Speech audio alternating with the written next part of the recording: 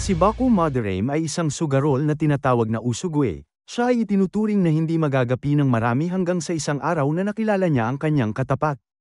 Nagsisimula ang pelikula sa isang skyscraper sa Tokyo kung saan nagsusugal si Usugwe at ang 21st generation royal leader ng Kakero Club na si Soichi Kiruma. Ang Kakero Club ay ang pinakamalaking organisasyon ng pagsusugal sa Japan, na nangangasiwa sa maraming malalaking laro ng pusta. Ang mga miyembro ng club ay pinili mula sa pinakamataas na ranggo sa politika ng bansa, na nangangahulugan na ang mga miyembrong ito ay may kakayahan na kontrolin ang pambansang pamahalaan. Hinahamon ng mapagmataas na si Usugwe si Soichi sa pamamagitan ng pagtaya sa kanyang buhay sa linya. Kung mananalo siya ay kukunin niya ang posisyon ni Soichi bilang pinuno ng Kakero Club. Hindi nagsasalita na sumang-ayon ng huli. Samantala, ang pagsusugal ay pinangangasiwaan ng dalawang referee ng club kabilang na si Hiko Ichiyako. May bali-balita na hindi sila kailanman naging pantay sa kanilang mga buhay. Pagkatapos kainin ng isang bisket, si Usugwe ay tumaya, na sa loob ng isang oras ay hindi bababa sa isang eroplano ang dadaan sa kanilang lokasyon. Sa kasamaang palad para sa kanya, si Soichi ay makapangyarihan dahil lihim niyang inutusan ang kanyang mga tauhan na kontrolin ang lahat ng mga flight sa Japan at ilihis ang mga ito palayo sa kanilang kasalukuyang lokasyon. Inihayag din na si Usugwe ay kumuha ng ilang mga piloto upang lumipad sa kanilang lokasyon bago ang laro, ngunit agad silang pinatay ng mga tao ni Soichi. Bilang resulta, walang mga eroplano ang nakita sa loob ng hinulaang limitasyon na isang oras kaya natalo si Usugwe sa laro. Gayunpaman nang malapit na siyang burahin, binanggit kay Usugwe ng referee ng club na si Hikochi na ang pagpatay sa kanya ay hindi na itutuloy. Sa halip ay tatanggalin siya sa pagiging miyembro ng club at ipapatapon sa isang malayong lokasyon sa labas ng Tokyo. Pagkalipas ng 3 taon sa isang lugar sa isang liblib na nayon, isang grupo ng mga lalaki ang makikitang nagsusugal. Kabilang sa mga ito ang isang matandang lalaki na tuloy-tuloy na nananalo sa loob ng 2 oras. Ang iba ay naguguluhan kung paano siya nananalo sa bawat laro sa kabila ng mga posibilidad na pantay para sa lahat. Di nagtagal ay nagpakita si Usugwe at may kumpiyansa na tumaya ng 1,000,000 yen, na nagsasabi na ilalabas niya ang mga kasinungalingan ng matanda. Sa pagtataka ng lahat, siya ay agad na nanalo sa sugal at inilantad ang panloloko ng matanda sa iba pang grupo. Binasag ni Usugwe ang isang dice at ipinakita ang isang nakatago na magnet sa loob nito. Ipinakita rin niya ang bilang ng mga magnet na nakatago sa ilalim ng mesa. Binabago ng mga ito ang posisyon ng dice na tinutulungan ng matanda na manalo sa bawat pagkakataon. Pagkatapos ay ipinahayag na si Usugwe ay naglagay din ng magnet sa loob ng 1,000,000 yen na kanyang tinaya, at sa kalaunan ay pumabor sa kanya ito dahilan para mapanalunan niya ang lahat ng pera. Nang maglaon sa oras ng tanghalian, nakausap ni Usugwe ang isa sa kanyang mga kaibigan na nagsabi sa kanya na mayroong kaguluhan sa Tokyo dahil ang isang tao ay gustong talunin si Soichi na pinuno ng Kakero Club. Sinabi niya kay Usugwe na ang tao ay isang sikat na siyentipiko sa Tokyo na nagngangalang Iki Sadakuni. Ito ay dahil sa kanyang pinakabagong tagumpay sa pagtuklas at pagmimina ng isang bagong elemento na tinatawag na methane hydrate, isang enerhiya na maaaring magamit upang palitan ang langis. Lumalabas na si Iki ang namuhunan sa lahat ng kanyang pondo sa kanyang pananaliksik nang walang tulong ng gobyerno. Gayunpaman, pagkatapos ng isang nakamamatay na pagsabog na pumatay sa lahat ng miyembro ng pananaliksik ay bigla siyang nawala sa mata ng publiko. Ngunit ayon sa ilang mga kakilala, tina-target na ngayon ni Iki ang Kakero Club at higit sa lahat ay si Soichi upang maging susunod na pinuno. Dahil dito ay nasabik si Usugwe na bumalik sa lungsod para maayos niya ang kanyang nakaraan. Ang eksena pagkatapos ay pinutol sa isang laban sa pagsusugal sa pagitan ng ministro ng pananalapi na si Masahiro Onodera at ang siyentipikong si Iki, na pinangangasiwaan ng isang referee ng club na nagngangalang Kiro Mekama.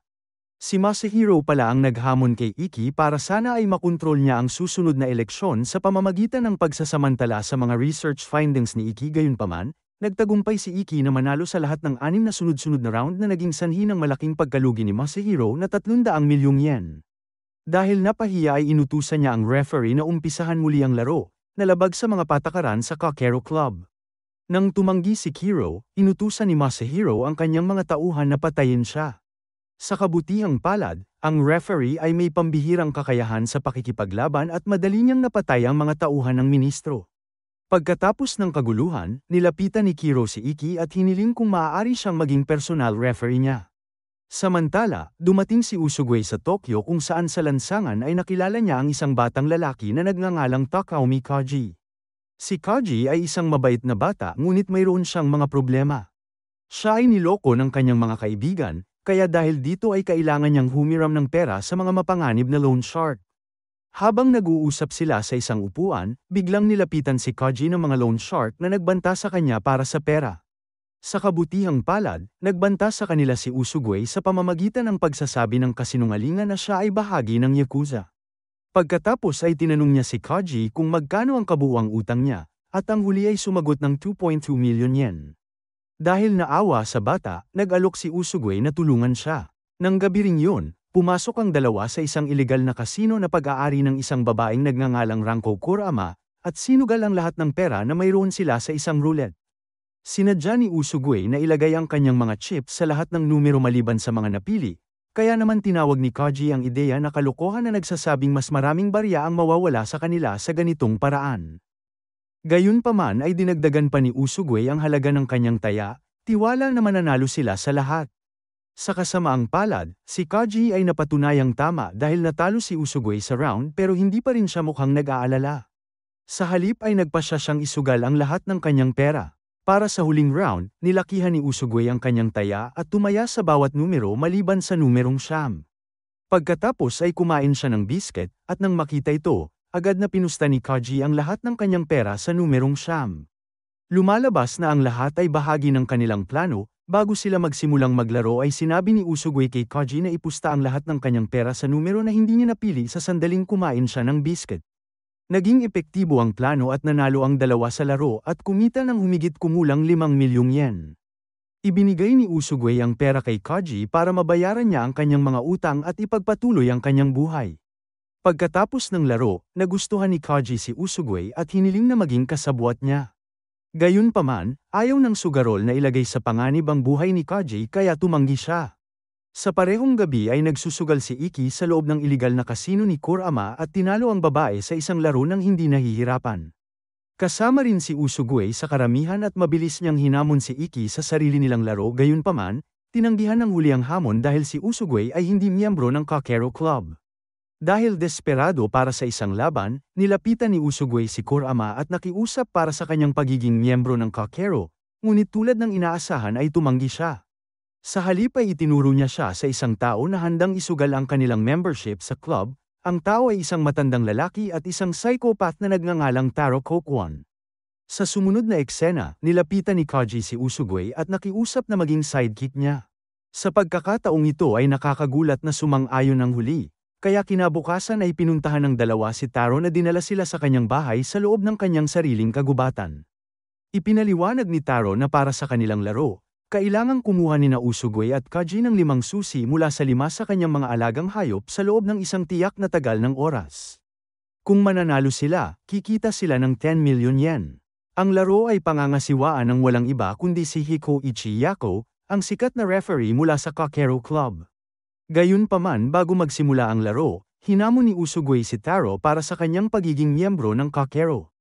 Sandaling nag-isip ang matanda at sumang-ayon dahil sa kanyang pride.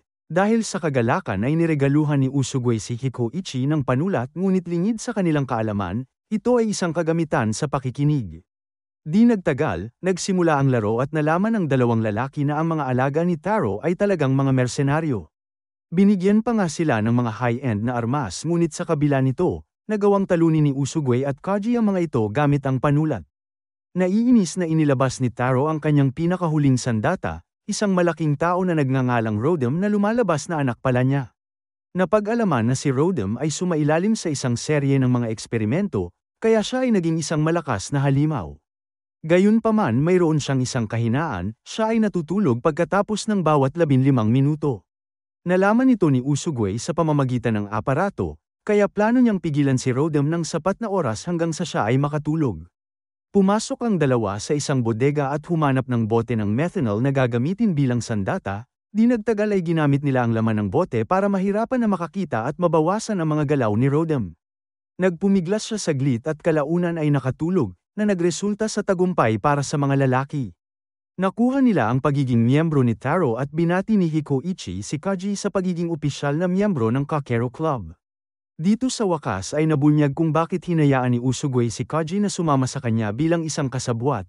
Nais niyang makuha ang pagiging miyembro ng club sa pamamagitan ng kanyang kasabwat dahil ang kanyang nakaraan sa club ay isang dahilan kung bakit hindi niya ito magagawa. Kinabukasan ay bumalik si Usugway sa kagubatan at kinuha si Rodem sa ilalim ng kanyang pamamalakad. Ang nilalang pala ay talagang mabait na tao na nangangailangan lang ng pagmamahal. Binago ni Usugway ang kanyang pangalan bilang Marco, nangako na tuturuan siya ng ilang trick sa pagsusugal.